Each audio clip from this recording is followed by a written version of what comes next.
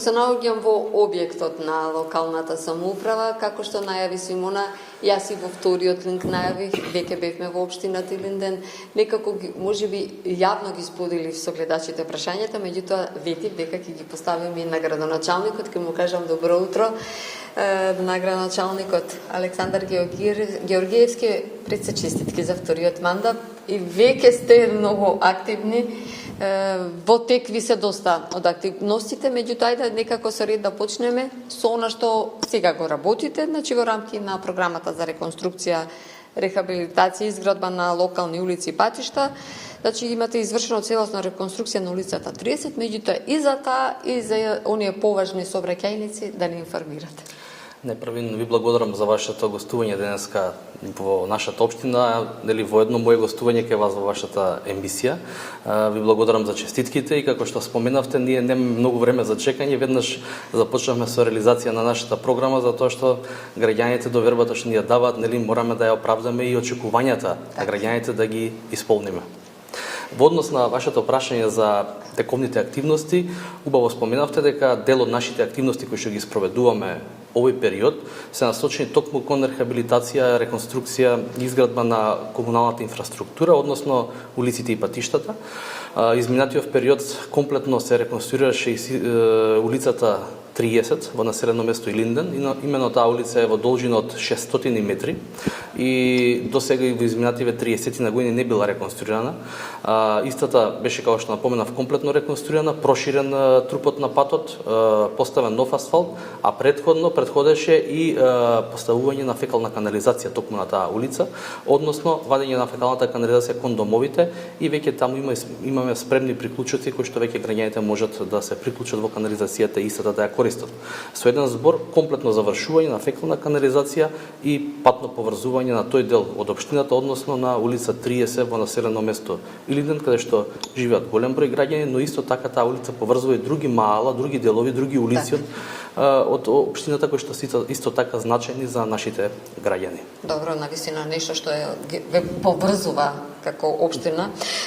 Исто така во рамките на вашите активности, она што сега го споменавте за подобрување на комуналната инфраструктура во целосната општина, значи се реализираат градежни работи за поставување монтажа на предпумпен уред во населеното место Илинден. Така е, значи паралелно работиме и други проекти во делот на изградба на фекална канализација, именно на улица 19, тоа е во населено место Илинден, еден дел од улицата, едно мало, со 340 домаќинства, кое што немаше техничка можност да се приклучи на фекалната канализација, со еден проект, односно со изградба на препумпен уред, кој што Тоа е понизок дел? Тоа е понизок дел од самата главна линија и мораме да изведеме посебен препумпен уред кој што е сложен зафат и е скап зафат реално, но со изградбата на овој препумпен уред, кога ќе биде готов, ќе овозможни техничко поврзување на тој дел од населбата во линијата на фекалната канализација. Така да решаваме уште едно прашање на граѓани кои што целиот живот немале пристап до фекална канализација, со изградба на овој препумпен уред, всушност ние го решаваме овој проблем, но морам тука да напоменам дека освен изградбата на новој препумпен уред, веќе склучивме договор и следува изградба на уште еден препумпен уред. Именно тоа е во близина на улицата која што сега ја споменавме, кај што се реконструираше, тоа е улицата 30, односно и таму три помали улички, односно едно цело мало, нема исто така можност за техничко поврзување, затоа што се работи за дел од општината кој што е понизок дури од самите канали и таму исто така ќе следува по завршување на овој препумпен уред, ќе следува изградба на препумпен уред кој што и за тој дел од населбата ќе овозможни приклучување во ново изградената фекална канализација во делот на Илинден, местноста Плац. Во делот Скопје беше периодот наназад, така. Откако стапи новата локална самоуправа, беше преплавен во смет. Ве прашувам каква е динамиката, има ли проблем општината со смет и со подигнување на сметот, имате ли некои планови за рециклирање, каква е состојбата? Благодарам за прашањето. како што споменавте, изминативе месеци особено би рекол, Скопје се давеше во смет. Дури сега гледаме новата локална власт дека успева некако да се справи и ќе треба време да се дојде до некое си нормално функционирање. Морам да напоменам дека општина Илинден е надвор од градот Скопје и со тоа имаме посебни јавни претпријатија, односно јавното комунално претпријатие Илинден кај нас управува со сметот, со отпадот, и морам да напоменам дека и како се спремни и ние немаме такви проблеми како што имаше градот. Илинден беше пример за многу почиста општина од централното градско подрачје, затоа што многу вложуваме во капацитетите на нашето јавно претпријатие, пред се голема благодарност на нашите вработени во тие јавни претпријатија кои што и како се трудат да ни ги овозможат нашите комунални услуги, но и како ние вложувавме изминативе години во нови возила, во нова опрема, во нова механизација. Ко селектирате отпадот или? Да, имаме и селекција на отпадот, но за жал, морам да напоменам, имаме се селектира пластиката, се селектира хартијата, се селектират лименките и се селектира стаклото. Но морам да напоменам дека има сериозен проблем, тој можеби е проблем на национално ниво, каде што немаме откупувачи.